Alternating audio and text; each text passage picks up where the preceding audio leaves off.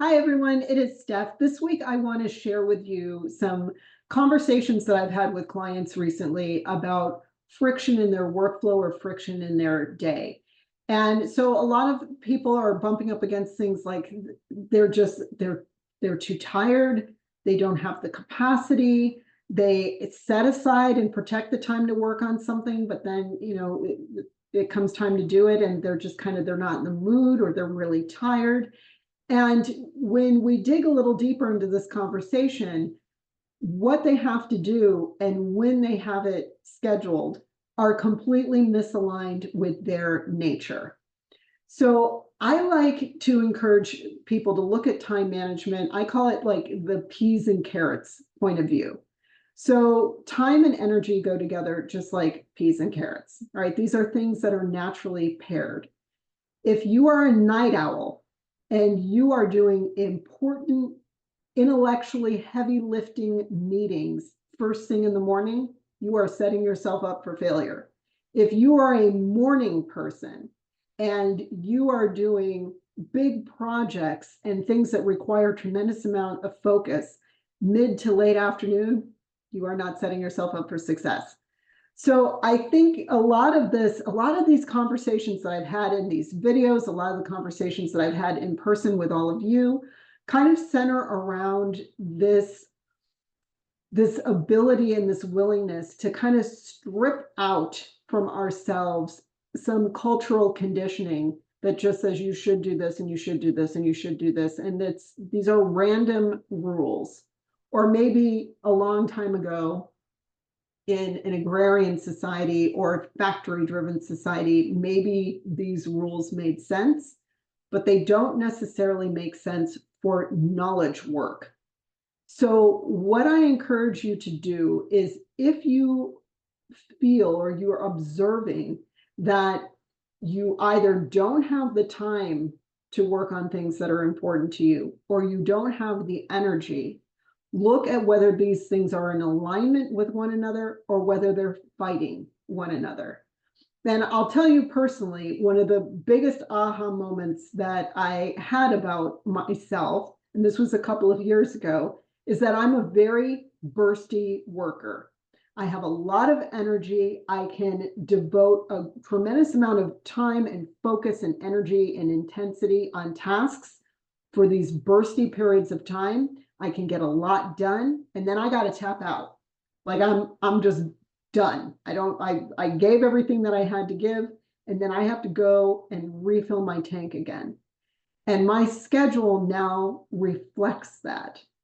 So I work all day, Tuesday or Monday, Tuesday, Wednesday morning, and I tap out early on Wednesdays to just give myself a break where I'm not scheduled, I'm not obligated. I can just sort of exist and breathe and not have to figure anything out, not have to generate output.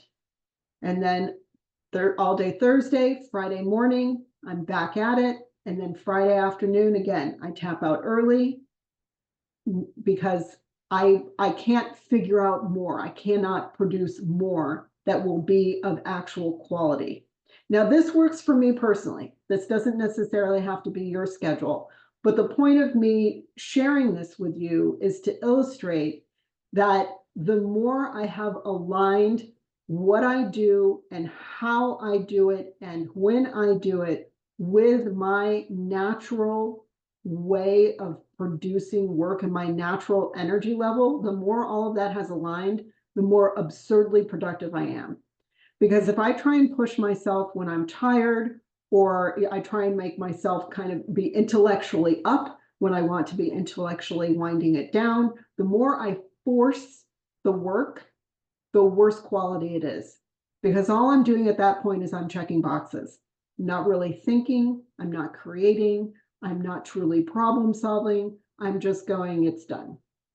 And there's a big difference in the quality of my work. So when I work with my nature, my clients get the best of me, my business gets the best of me, and I actually have something left over for myself and for my loved ones and for my personal relationships.